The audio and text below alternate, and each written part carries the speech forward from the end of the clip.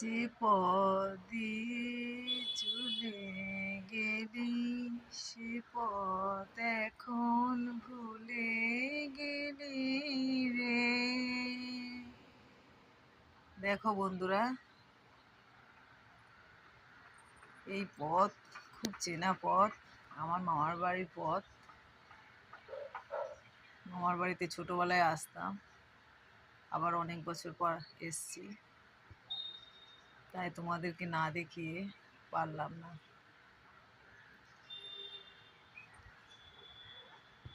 এই মুক্ত পুকুর,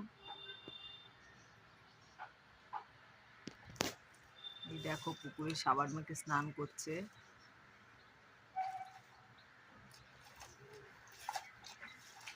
কেমন লাগলো তোমরা জানিও।